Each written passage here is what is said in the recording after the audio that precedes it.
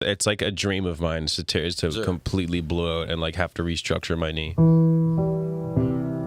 We've communicated and said, you know what? Lion tastes good. Let's go get some more lion.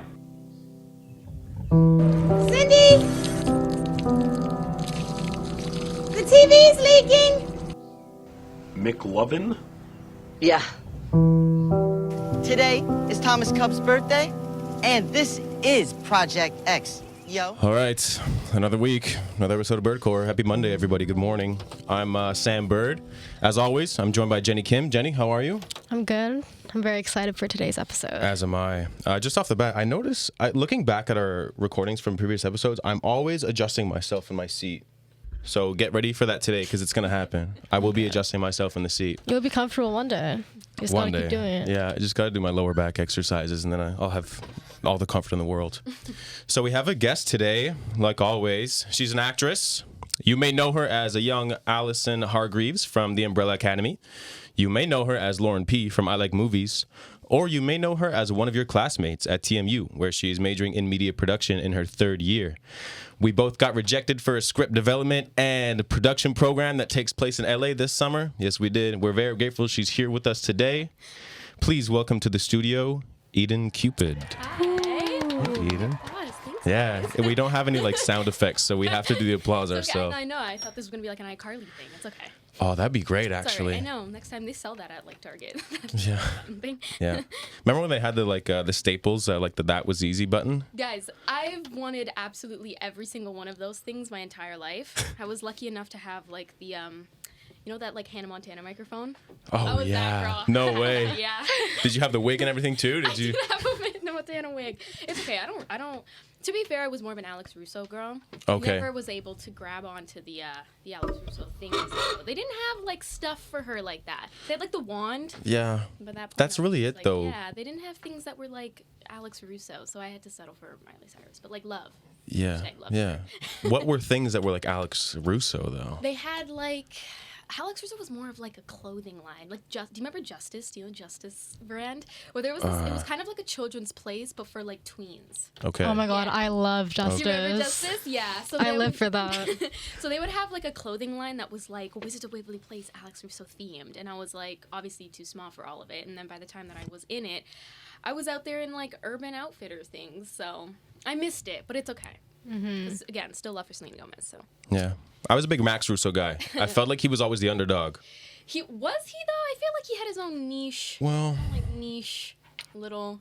Honestly, Justin was the underdog. Everybody hated Justin. They set him up. Really? They set that man up. yeah. Did you watch the finale where like I did what- watch the finale. Yeah, and Max won. And Max did win. Well, and he got the sandwich shot because that's how it was supposed to play out. But do you remember, like, I don't know if you guys know this, but the girl who played Harper and the dad, they have their own podcast now. I saw something about right? that. Yeah, it's kind of dope as hell, but Yeah. I know all of, like, the inside outs now about how, like, she was in demand, Miss Selena Gomez. Oh, really? So you listened to the podcast? I've listened to it. I listen to clips. Okay. I listen to clips of it, yeah. Yeah, little like Good. TikToks or Instagram Little reels. TikToks, Yeah. little Instagram reels, yeah. And you have your own podcast, you were saying. I do. Yeah. Do you want to talk a bit about that? For sure. Okay, so it's called No Mindless Scrolling. It's basically a podcast dedicated to giving local Toronto artists a platform to just kind of advertise yourself. Give us a little insight as to what you do, how you entered your said path, your career, yeah, I feel like not enough people in Toronto get that.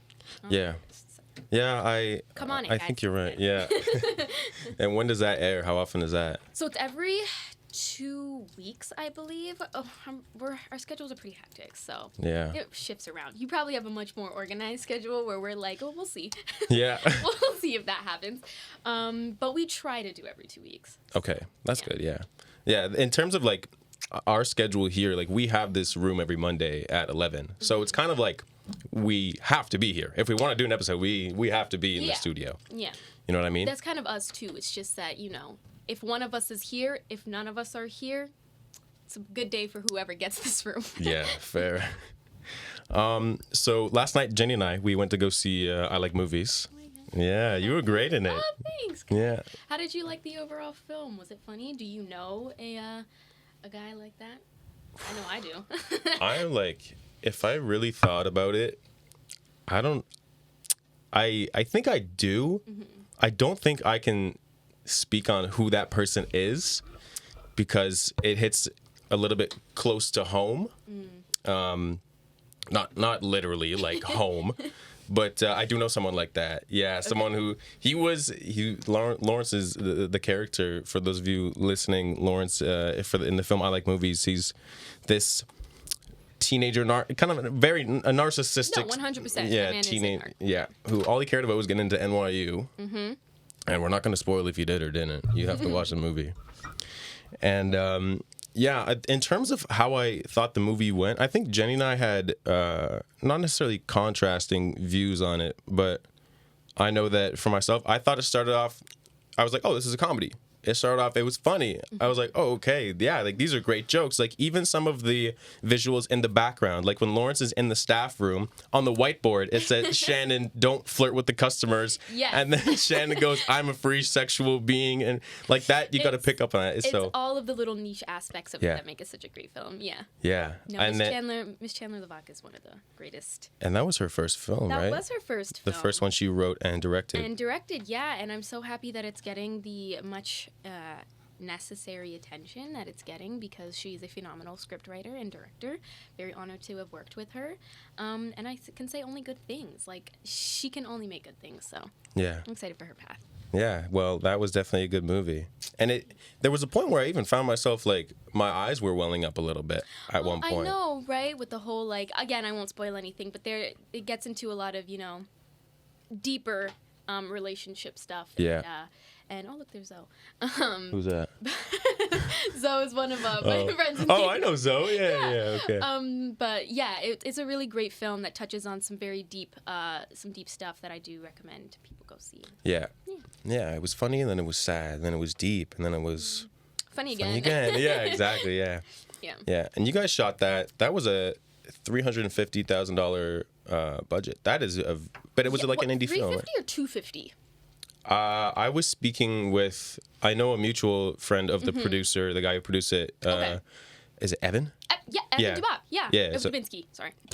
So I know someone who knows Evan, and that producer was saying that I think it was $350. But I mean, you were in the movie, so you probably know better than I do. Yeah. You know what? All of that stuff is very tight-lipped, but yeah.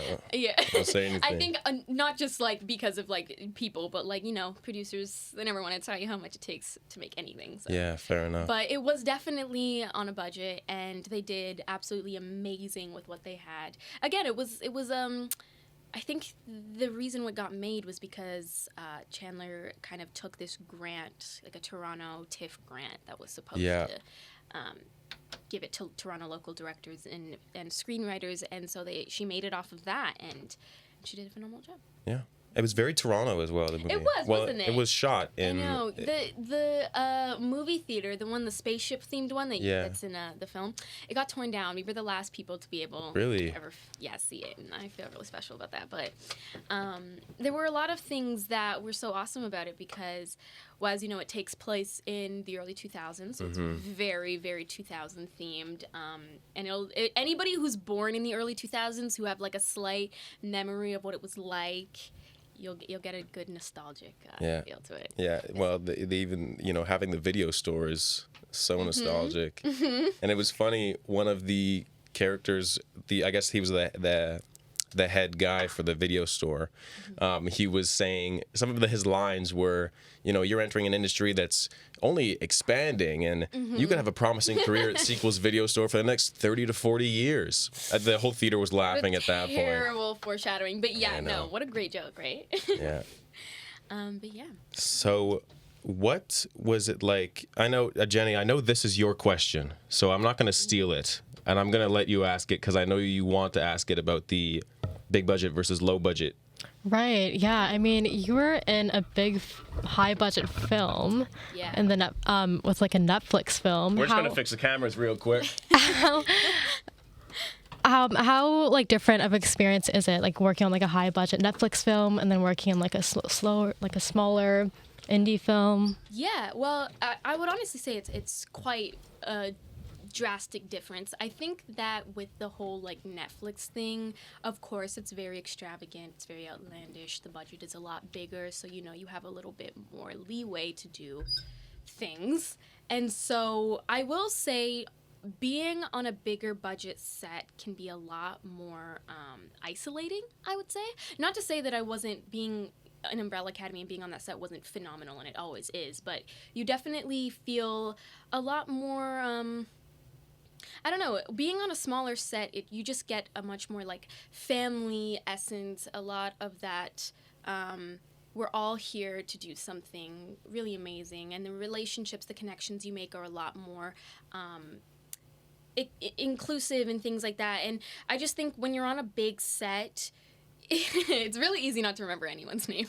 And so anybody can kind of come in and walk out, and you would never know if they were a part of it or not. Right. You know, like being on a big set, you could really just walk on set and everyone would just assume you're supposed to be there. That happened to me once. Yeah, yeah. You know, like, so it's a lot more just that feeling of it's tight-knit, and it's really nice to just kind of make those more meaningful connections. Again, I'm very grateful for the connections I have on Umbrella Academy, though. It's really great. Yeah, are you still close with your Umbrella I just saw Academy them, people? Yeah? actually. I just saw my castmates, and it's really exciting because a lot of them don't live here in the city. Cameron, who plays young Luther, he's in LA right now for school, so like seeing him is really nice. And TJ, who plays young Vanya, or Victor now, she lives in Hamilton, so being able to see them is really nice because everyone's kind of doing their own thing. Yeah. But yeah. Yeah, and a lot of, I think you got into acting at a young age, right? I did, yeah. So like you said, your friend out in LA, still in school. Mm-hmm. Was it ever a possibility for you to not be in school and kind of pursue acting? Like, I know there are some actors who, for example, Anne Hathaway, Jake Gyllenhaal, Emma Stone, those are actors who didn't end up completing school and just went full-fledged into acting. Was that ever a possibility for you? Yeah, ever since I started university. Really? It's been a constant juggle between, I never wanted to drop it, but there were a lot of instances where it was like balancing the two, it's a lot. And it really makes you think, like, okay, what's the important thing here? I wanted to be an actor ever since I was like 4 years old, and I was very grateful to like experience it and kind of have a confirmation that this is what I want to do for the rest of my life. But also, I've always been that kid who's had a certain, I don't know, duty to fulfill school. My sister is a doctor, so Oh, wow. I've never had that feeling of like competition, but like I've always wanted to just at least complete the things that I enroll in. And when I got to university, it was like a real hit to the gut, because it was like, oh my god, these two things are both full-time and they make no room for each other. Yeah. So it was always that battle between, do I take a year off? Oh, but I'm so close. Like, I'm in my third year. I've got 1 year left, and then it's really done. Like, I'm not going to grad school. But Your sister had to go to grad school, though. My That's sister had to go to for grad quite a few years. yeah. But it was, it's always that constant. Like, even now, I'm like, oh my god, am I going to be able to do it? But, again, it's always just kind of that voice in my head that's like, if you just complete it, one, you will feel so accomplished, and you'll never have to do it again. Yeah, exactly. So just do it. Yeah. Your thing. Yeah. So it's hard. And I feel like there's a lot of kind of people who drop out of school almost are looked down upon. Yeah, it's weird because you should never feel that way, ever. School is not going anywhere. No. And I say that to everybody, even people who are not in the entertainment industry. Whether you are in a more, white collar, blue collar profession, like, school is not going anywhere. You have your entire life to go back to it. You have your entire life to get out of it.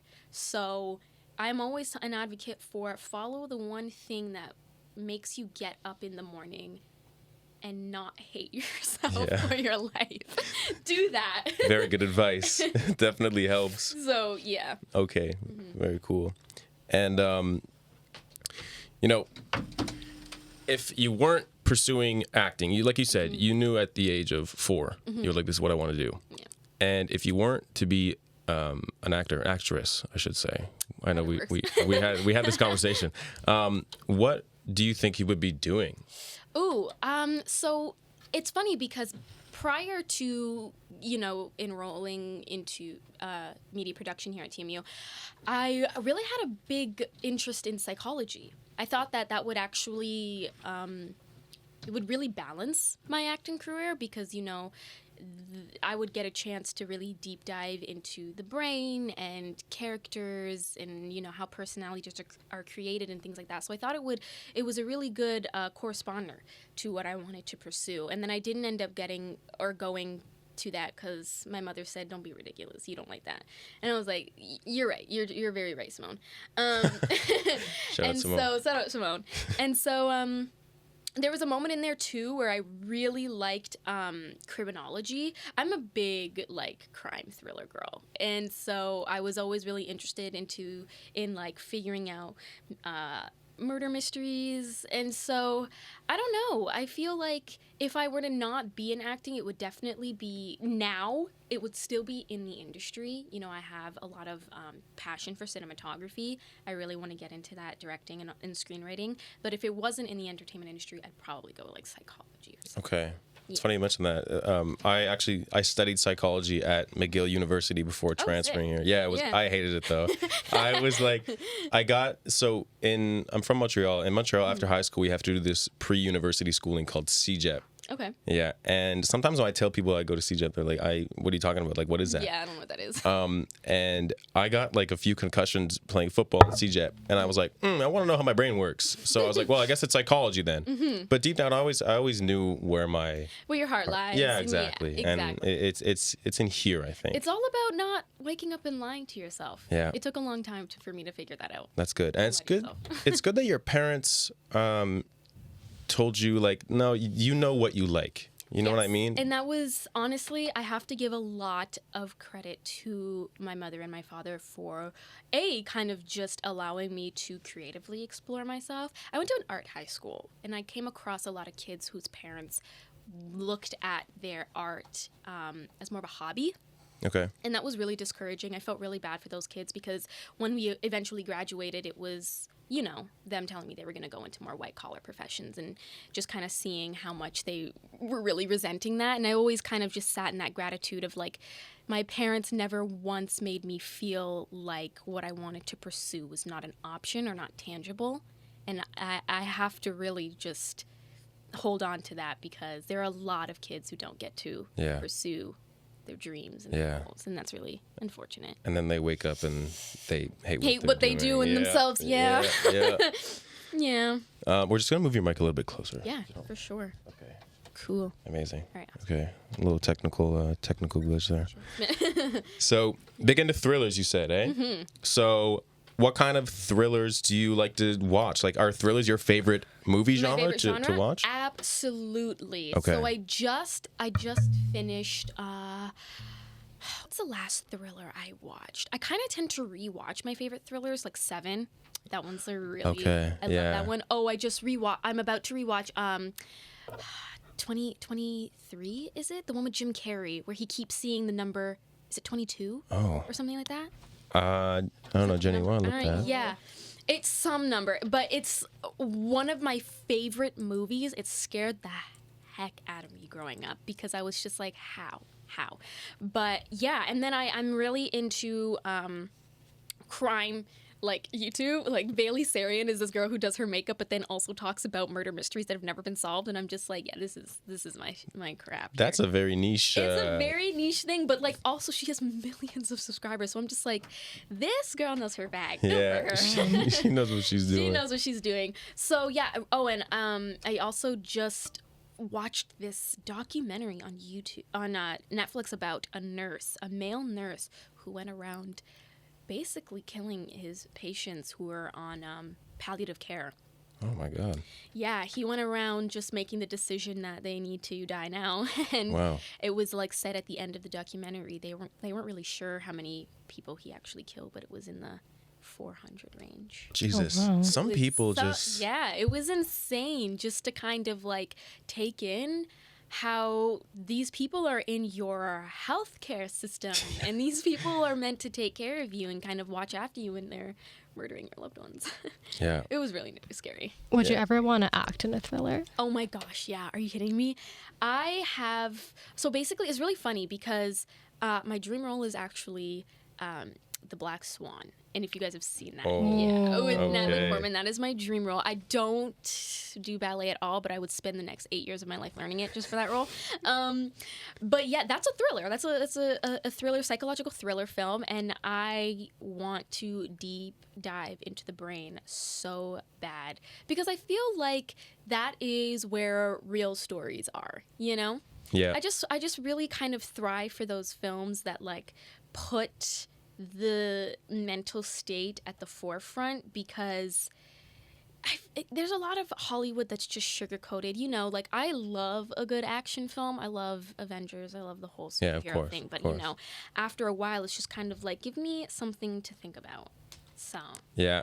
I've recently you know, I have to admit I'm guilty of just being up until a few months ago just a comedy movie kind of guy. I understand that. Yeah. You can never go wrong with a good comedy. Have you ever there's a really great comedy that I was just watching. Who's in it? I'm not going to remember the name.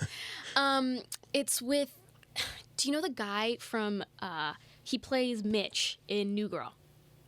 Oh, do you know New Girl? I know New Girl. I don't know the all cast. of the cast members. It's with him. He's so funny though, and it's a really great comedy.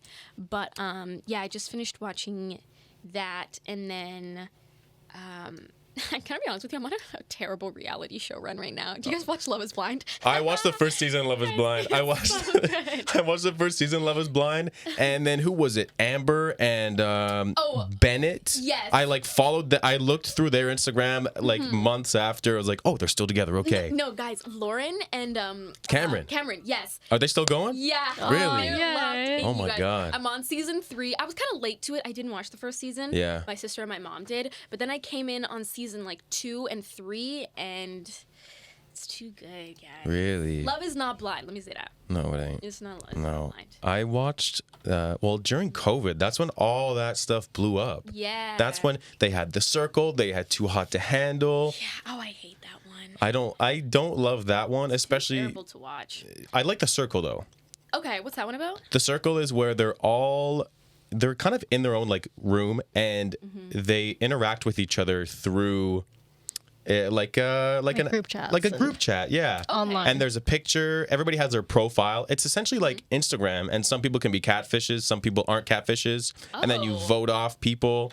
It's really good, Wow. and it doesn't have to Okay. do with like. There's no like sex, or it's all about just who's the hottest, stuff like that. Okay. It's a lot more conversational in The Circle, I find. Okay. Yeah. Conversational for a reality TV show that's only about looks. You got me there.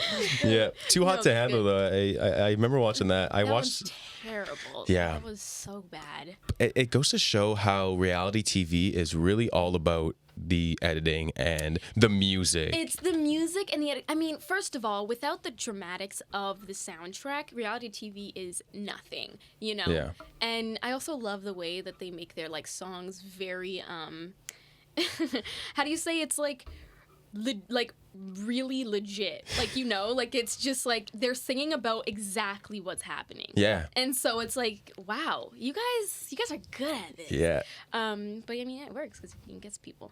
Do you follow Bowmanizer on TikTok? Do you know who I'm talking about? Bowman. He's from Toronto. Oh, you would. I feel like you would recognize him if I showed you. Does he have a mullet? No, he doesn't have a mullet. No. No, he's a tall guy. He's tall, light skinned with a mustache, and he makes these reality sketches on TikTok, and they're just the most dramatic and unnecessary. Dreads? Does he have dreads? No, he doesn't have dreads. Okay. I'm, So you have a different guy. Jenny, are you pulling up a picture? Yeah. Oh, Okay. yeah. Yeah, I do know this guy. He does all like the Kim Kardashian. Exactly, yeah. Oh, that guy's really good. He's really good. He's a grad of my media God. production. Oh, I Yeah, didn't yeah. Yeah, he's Yeah. good. Yeah. He's really good. With all that to say, he does his own music. Like you could, he'll do his reality stuff, and then it'll be a track of him singing like oh, like just. She's walking out the door. Yeah, exactly. That's so good. It's so good. Yeah. He's great. These TikTokers are getting like really good. Yeah. I wish I was better at TikTok. I think I'm just more of like an entertainment consumer rather than like somebody who outputs it. And so I never really got on the wave of being a TikTok creator. I'm not a content creator. Right. That's something I can't get into, probably because I just don't want to be on my social media like that. I just want to be the person that like shows you like, hey, I went here 3 months ago. Look. Yeah. And then leave. Yeah. Well, you got all those story highlights. Yeah, you can look through them. You know what I'm up to, what I'm doing, and then I kind of just go back into my little corner. Yeah. That's kind of where I'm at. Yeah. I like the aspect of I guess content creation. You said I don't like calling myself a content creator. Yeah, the influencer has a certain certain ring to it that I don't like. I love to influencers because I follow a lot of them. You know, I'm a really, I love my influencer girlies, but I feel like more so it's just exhausting. It is. It is. Having to and I know a lot of people are like, oh, it's a really hard job. And then other people are like, it's really not that hard. But I do actually understand just having to get up and immediately put your life on the internet. Yeah. That's exhausting. Yeah. And a lot of the time, like a lot of them, I think, do their own editing. They do their own, marketing or whatever it might be. And that's a lot of time that they are spending on one. Especially if you really care to edit your stuff.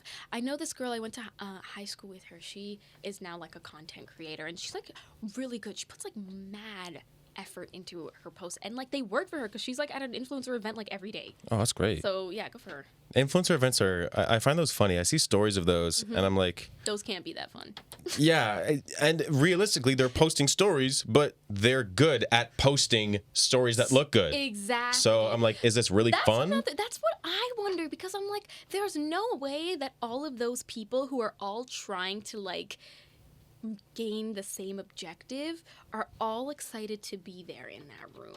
I feel like it's just one giant competition. Yeah. And I would hate to do that because if you're at like an influencer event for Nike, it's supposed to be fun. Yeah.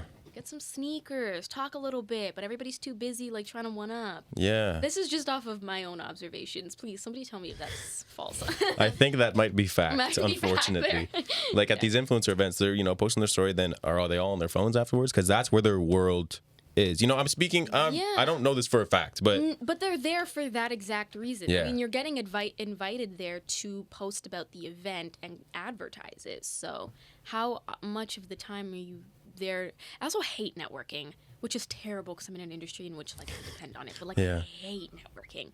But I feel like influencing is one career path where like you never make any real connection, and that's unfortunate. Yeah. It's hard to make a friend out there.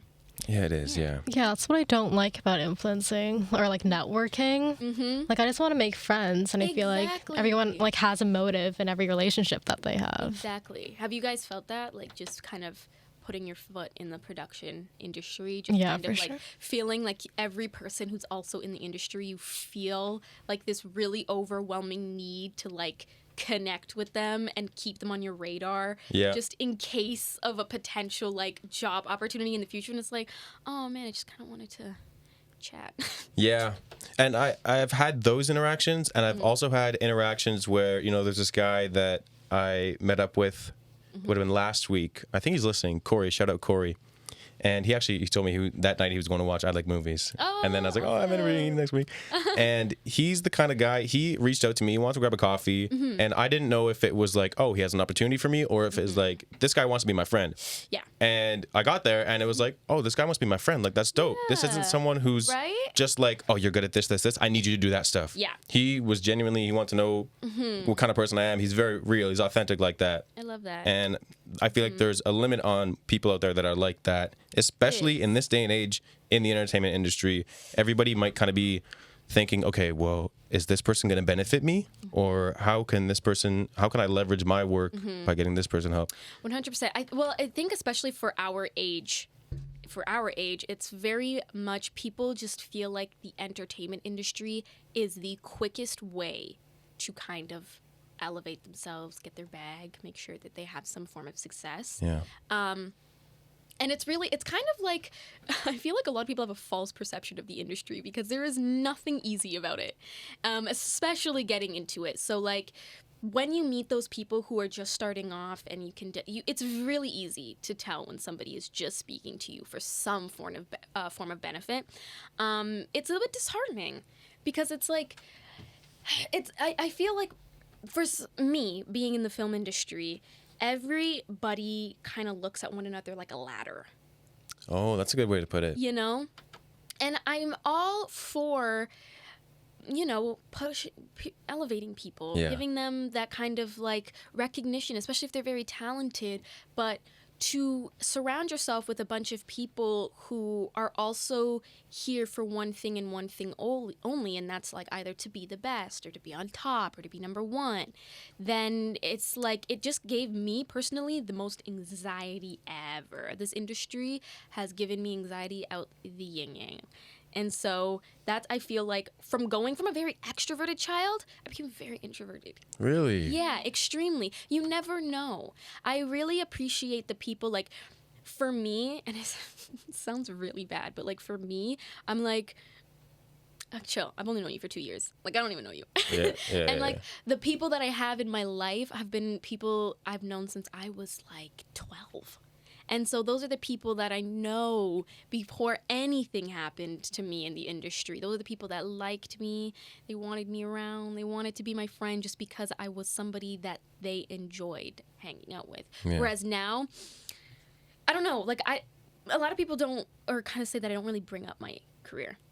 I think that's a good thing, though. Yeah, it is. I like to think so. But also I've gotten a lot of people who are like, why don't you talk about it? You should be really proud. And it's not that I'm not proud, but I also feel like when I tell people what I do for a living, it just kind of puts this very, it puts like this filter over me that's kind of hard to break, because as soon as I tell people, oh, like I'm a professional actor, they see me in a different light, that it's really hard to kind of have a one-on-one conversation. And I don't like to assume people are only ever like talking to me because they want me to like post them on my story, or they're kind of want people to know that I associate with them or they associate with me or things like that. But it's also just kind of like being the same age and talking to somebody who is not in the industry, they look at me in an aspect where it's like, oh, wow, you're really successful and you're doing stuff with yourself. You're a lot better. And I'm just like, girl, I don't know what the hell I'm doing. Like, I'm like at the exact same level as you. Please don't think that. I just want to know what the homework is. Yeah. The homework, I feel so bad when I DM people and I'm just like, hey, oh my God. And they're just like, oh my God, I didn't know you knew who I was. And I'm just like, oh my God. Do you have like the notes? Yeah. I wasn't there in class. Did you mean to send this to me, or was it for somebody else? I'll send it to somebody. Do you want to? I'll send it to somebody else. Do you want to sit together in class? Girl, yeah. You sit together. Don't worry. So yeah. I'll bring you lunch tomorrow.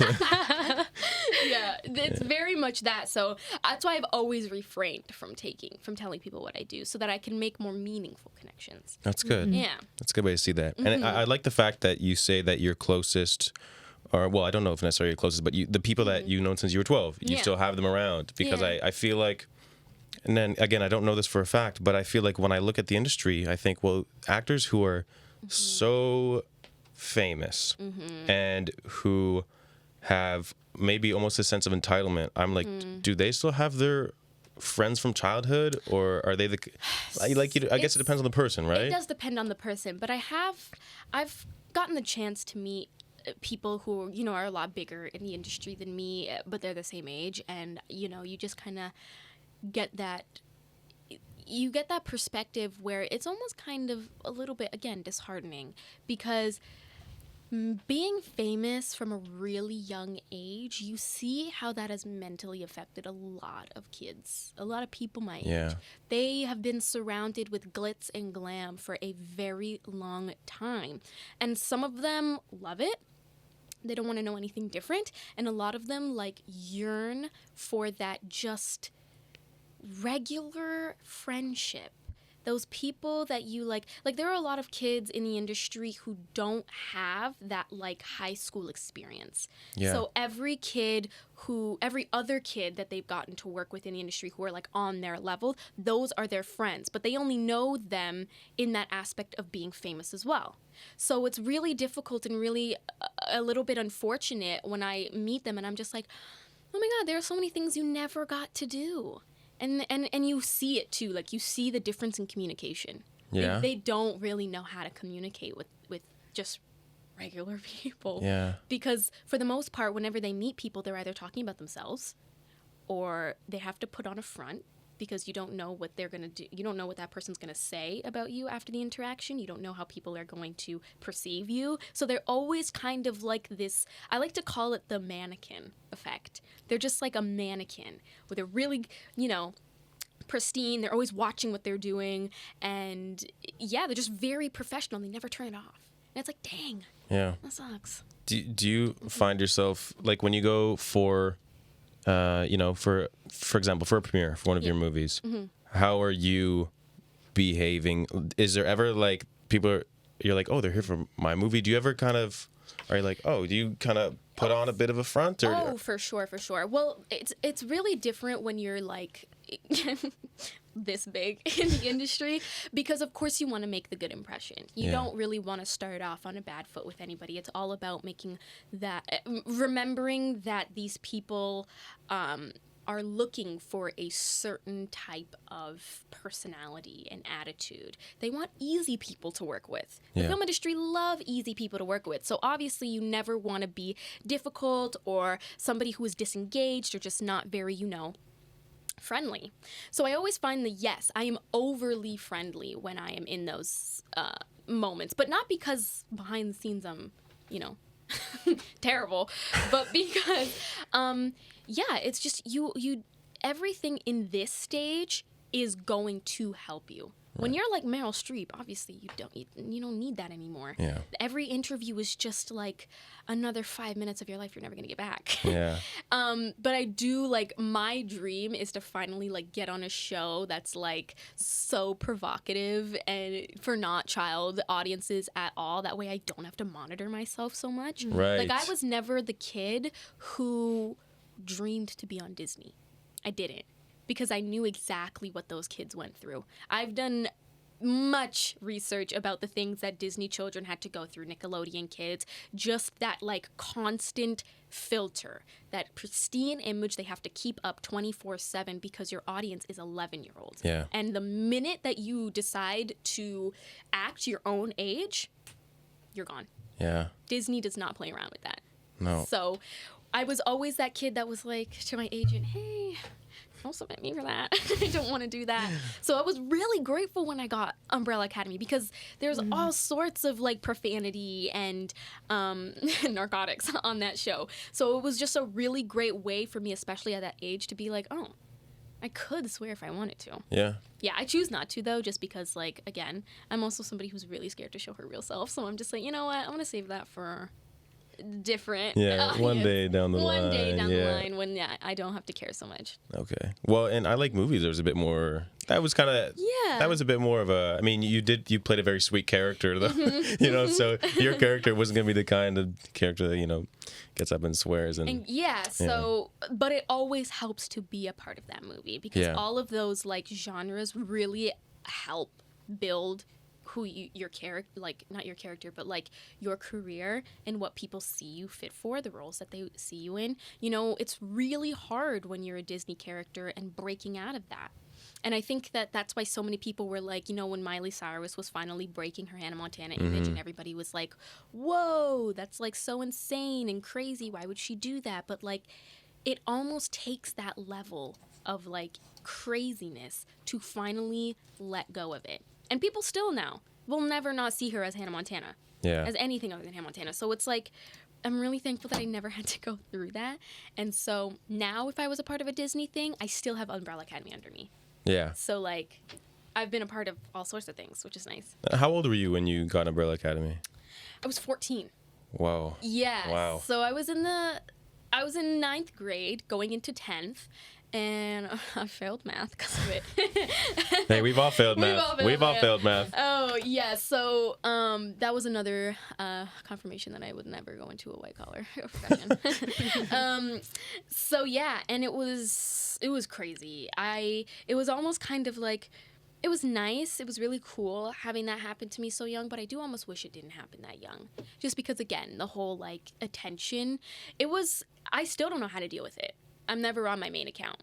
I don't know how to interact with that many people. I don't know why that many people want to see my life. And you have like 30 to 40 fan accounts for you too. I was doing my research yesterday. There's over 10,000 posts with the hashtag Eden Cupid. Yeah, and it's a little bit it's, I don't want to say frightening, because I don't want to make my followers feel like I don't appreciate them. Yeah. I'm always so grateful that so many people want to see what I do, and they like what I do. But I do want to just say that, like, even when I'm not really interacting with them as much, it's not because I don't appreciate it or I don't love them, but it is just a sense of anxiety. Once you allow those people in, you'll never get them out. Oh, yeah. So it's really important for me to maintain that privacy now, and just really make sure people know that there is a level of access they will never have to me. And just kind of, saying that with the same level of gratitude that I have with the things that I do share of my life. Right. So That's good. Yeah. I noticed one thing that you do share with, well, not with me in particular, but with a lot of people, is a love for anime. Is that? Are you still a big anime fan? I'm a huge anime fan. I just finished Tokyo Revengers. Okay. Such a good one. Unfortunately, it got canceled. I think season 2 they dropped off on the animation. Like, it was really bad. The animation was crappy. I feel like that's what makes anime, But though. It's got to be well animated. That's what it is. It's that, literally like, in the if name. you don't have an anime studio that's doing your stuff justice, then you're toast, you know? Yeah. And so Tokyo Revengers did kind of suffer from a poor animation studio. They did not animate it well, but the story is so good, which makes it really heartbreaking that it's not going to carry on. But yeah, I mean, obviously super excited for, I don't know, is Jujutsu Kaisen coming back? I know nothing about it. I have to be honest with you. I don't know much about anime. Okay. I know one guy. Okay. My buddy Beck. Yes. My friend Beck. Yes. Shout out to Beck. He knows everything about anime. Okay. I tried anime when I was younger. I watched Naruto. Okay. How's it pronounced? Naruto? The Naruto like fan base is so particular with that. I just Yeah. don't say it. I don't say it. Well, When people are like, "Oh, I watch Naruto," I'm like, Naruto. "Oh, cool, yeah, you watch Naruto, good." yeah, I love Naruto. Yeah, Yeah. I love that. It's a good show. I watched it. It was like late at night, and I was like 8 years old, and On YTV. it might have been on YTV. Yeah, because I used to watch it just for Inuyasha to come on after. That's what I was watching. Okay, so it probably was YTV Yeah. then. And there was a scene. I didn't realize anime was violent. I was like, oh, it's cool. It's an animated kids show. And then they were like killing and blood. I was like, no thanks. That's Yeah. not for me. So no, I never really got into it though. Yeah. I mean, you know what I love about anime is that it's like literally the only thing that carries a genuine story now. I can't get down with many American TV shows because I just don't find that there's much like depth in them, you know? And I of course I love, you know, the classics. I love The Office. And I love all of those things. Right. But like, I don't know. I like Grey's Anatomy. I watched it after like, I was a big Grey's Anatomy fan until like season 10. And I was like, this is still on. Oh The my god. apocalypse How many will lives happen. can they save? That's what I'm saying. Like, we will go through the apocalypse, and Grey's Anatomy will release it season 30. Yeah. I've been in the same boat. I don't know how many you watched. I watched like 16 seasons. Like how? I don't know how are I you did guys it. still doing this? So like, yeah, I can't get down with it anymore. So anime is the only thing that provides me a story that I can keep engaged in. Right. So yeah, that's why. Have you been to like anime conventions and stuff? No, but I really want to go. And you know what? I feel like I am somebody who will never be embarrassed about it. Like, I don't care. Well, it's good though. Yeah, if people are just like, oh, you watch anime? I'm just like, yeah, I have posters on my wall and books. Like, I don't care. But I do really want to go. I don't know if I would cosplay. I feel like that should really be limited that's to something. people of the culture. I feel like that's something people who are not Japanese or just Asian should do. Yeah, don't do that. Fair. Well, if you ever want to elevate your TikTok game, that is a way to elevate it. Do some cosplay. It is. Like, it doesn't matter. Cosplay will always get views. So Yeah. dang. It's impressive. It's impressive. It is impressive. And I respect the determination to keep on doing it. Yeah. But yeah, I think I would really enjoy a good like Comic-Con, like a good anime con. Yeah. I think there was Comic-Con a few weeks ago here. I've never even been to a Comic-Con either. Me neither. And like, I don't know, I feel bad because I don't want to be in that like space and like love superheroes, but also be like, well, this is cringe as hell. You guys are grown. Yeah. It's like, do you have to pick your kids up after this? Like, Yeah, like, are you guys on your lunch break? I mean, like, but I also, again, I respect the love. yeah. You gotta give it to them. Absolutely. That's a hobby, and and Yeah. people deserve that. People should have those. Yeah. Hey, to each their own also, right? Like, Again, yeah. everybody got their hobbies. Who am I to judge? Absolutely. So. Look, we got about 5 minutes left here. Time really flew by. It did. It goes very, very fast. One thing that I wanted to ask, it's not related to your career. It's not related to the industry. Nothing at all. Cool. You got laser eye surgery. I did. Yeah. Guys, if I would ever recommend anything, it's that. The best money. I'm not even going to like hide or cap. It's $5,000. Best $5,000 I have ever spent in my life. Okay. And it's like seeing in 12K. Really? Yeah. Do you have like superpowers now? Dude, I was never the person who was able to, okay, COVID really did a number on my eyes. I was really bad. I was like reaching 12 hours on my phone. Oof. But it did a really, really bad job to my eyes. And so I was just like, if I'm ever going to want to see perfectly again, I don't want to wear glasses. I also lost them. I can't do contacts. I'm not touching my eyes like that. So I was like, yeah, I'm just going to buy it. And I did it. And I looked outside my window and I was like, I see. That's a Buick. I can see that. And your license plate number. We have a dog? Yeah. Literally, I was just like, oh my God, I've never seen my mother's face like that before. So I was like, wow. You see every line on everyone's face. Really? Yeah. Wow. Well, It was great. you're talking to the right guy because Do it. Do it. And hey, I also had, again, I'm not gonna lie, I did a little like brand deal with LASIK. Okay. So you guys can now until I think it's July 11th, 2024. You guys can get $300 off your LASIK. Really? My code LMD Eden. Well, let's write that down, Jenny, please. I'm gonna need that. Yeah, you guys can write that down. It's also on my Instagram page. If you want to go check that out, you can get that. My eyes aren't like that bad, but I mean they might be. Like I was telling Jenny yesterday, I ran out of contacts, I guess 3 days ago. It's not good. It's not good. And I've been wearing my glasses, and I'm convinced that my contacts and my glasses are different prescriptions. You don't even get me started on that. I was wearing my mother's glasses. Oh my God. I went there. Can I just be honest? There's nothing more embarrassing than like an eye exam. The level of like shame you feel. They're not purposely shaming you, but they're just like, are these your prescription? And you just kind of sit there and you're like, no. And then they look at you and they're just like, why would you do that? And you're like, I don't need to explain myself to you. Circumstances are circumstances. Yeah, I answered your question. You know, I answered your question. Are you going to fix my eye or not? Yeah. And so, yeah, they actually did tell me when I was at my eye examination, they're just like, your eyes are still changing. And I'm like, ooh, what does that mean? And they're like, they might change even after the surgery. And I'm like, what does that mean? So they're like, you might have to come for a correction in like the next 20 years. And I'm like, oh. Okay. Oh, okay. Yeah, That's no big okay, deal. fine, whatever. But yeah, that's like the exact eye examination for the LASIK. I won't lie, you're either eligible or you're not. They're going to tell you. Based on your prescription? Yeah, based on your prescription. They're just like, yo, your eyes are like way too gone. Oh, wow. Yeah, you really? can't do this. Yeah. I knew a girl who, she constantly slept with her contacts in and it scratched her lens, the top of her lens, and she went in to get LASIK and they were like, yo, your eyes are too... No way. They're shredded. Oh. Why would she sleep with her contacts in? I don't know. You know what? As a 20-year-old, things happen. Yeah, You it's can't. true. Yeah. Studying, it just happens. Yeah. But yeah, her eyes are too shredded. And Oh my God. That's gotta be heartbreaking. So are my dad's. I texted him yesterday. I was like, how far are you from being like blind? He's like, not very far. It's almost there. Yeah. He's like -9.5 in one eye. Wow. Yeah. I like. Oh my God. He's like, if he were to ever drop his glasses, he'd be like the meme of like Velma from Scooby Doo. He would have no idea where they are. You go home to me today and you're just like, Dad, what do I look like? Who are you? I'm not sure. Yeah.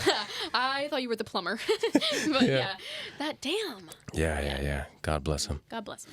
All right, Eden. Well, that's all the time we have today. Oh, thanks, guys. Yeah, well, This thank you was so really much. Fun. Yeah, thank you for coming. We appreciate it. Do you have class today? Like, I do. yeah, you do, but you're not going. Yeah, that's I'm what not that gonna sounded go. like. Hey, go to your classes, but not after you hand in all of your assignments. Then go enjoy your life. Oh yeah, no point in going. Go enjoy your life. Yeah. So yeah. Yeah. Well, thanks again. I'm Sam Thanks, Bird guys. here at Bird Core. Jenny, thank you for doing your Jenny things. Well, lots of giggles today. Yeah, It was a good big episode. giggly day. All right, we'll catch you next week on Monday at 11:10 on spiritlive.ca, and this will be on Spotify later this week. Thank you very much, everybody. Bye. It's like a dream of mine to completely blow out and like have to restructure my knee. We've communicated and said, you know what? Lion tastes good. Let's go get some more lion. Cindy? The TV's leaking. McLovin? Yeah. Today is Thomas Cub's birthday, and this is Project X. Yo.